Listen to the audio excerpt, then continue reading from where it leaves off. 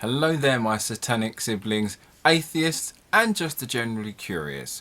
I'm Job, and this is the Book of Job. And today, we're going to be talking about sacrifice.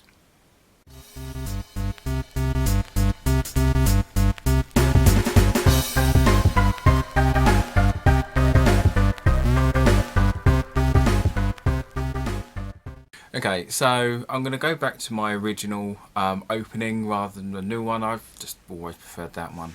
But I know what you're thinking. Why are we talking about sacrifice today? So the thing is, on Sunday in the UK, it is Mother's Day. And for some reason, it's really strange because I know Father's Day is celebrated in the same time in the US and the UK, but Mother's Day is celebrated at a different time in the US than it is in the UK, which I learnt last year when I did a Mother's Day video for everyone on my other channel. But as it's also coming up to Easter as well, I thought, well, what better way to talk about than virgin sacrifice?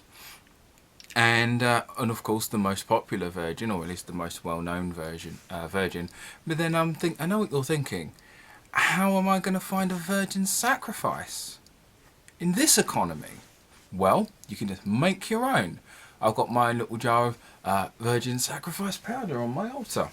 So we're going to show you how to make your own virgin sacrifice using origami. Okay, so first you start with a nice square piece of paper. So this is double-sided, blue on one side and white on the other. Originally this is actually how to make a paper nun. But I then thought, well, actually, if you make it blue one side instead, you can make it the Virgin Mary. So, first off, you start it off kind of on the side this way. So, you fold it up until about, if you're using a large piece of paper, so just about an inch. If you're using a smaller piece of paper, you kind of play it by ear, but you kind of leave a good gap here. So next thing you do, you grab the edges and fold them along here. And then you open it out again and do the same on the other side.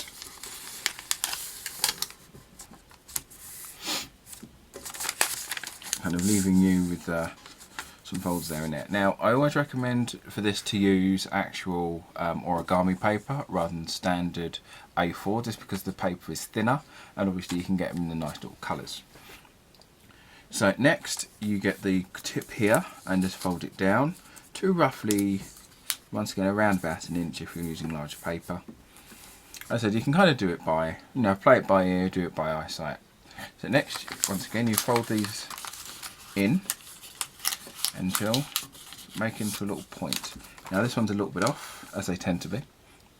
So now you get the edges and you fold them in so the corner meets this part of the fold here, and same on the other side here. Right, so now you should have something that looks a little bit like this.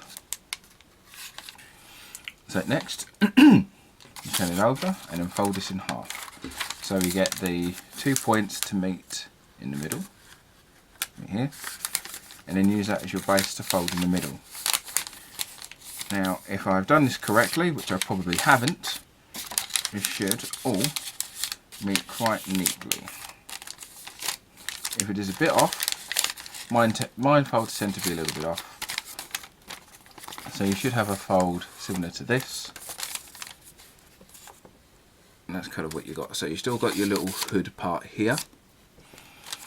And then, at this point, you scroll up, and so these are her arms. So then you just kind of try and make sure you angle them so her arms are long enough and also at the right sort of angle. So you fold it here, fold over, and do the same on the other side. Right.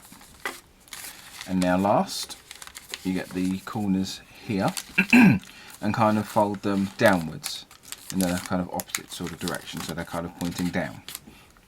And once again, you do it the same on the other side. Then you open it out And now you have your own Virgin Mary. Now, as I said, if this is black, you can have this as a nun. And if you wanted to add a little extra, you could always kind of draw that G heart with the barbed wire.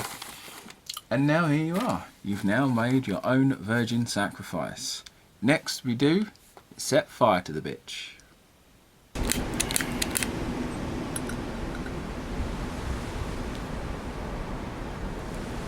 There we go.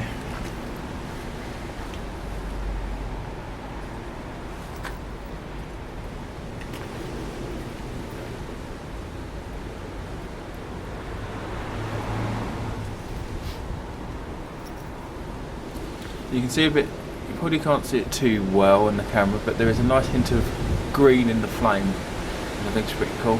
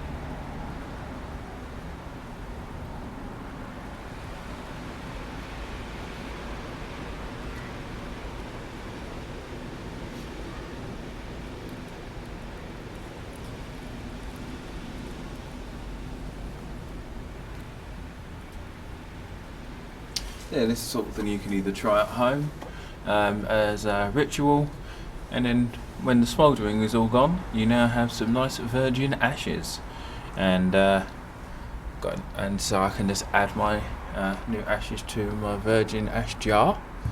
Obviously this jar's still a little warm. Now there's still some unburnt paper in this, but probably burn the rest of that another time, but hope you enjoyed, and remember to live deliciously.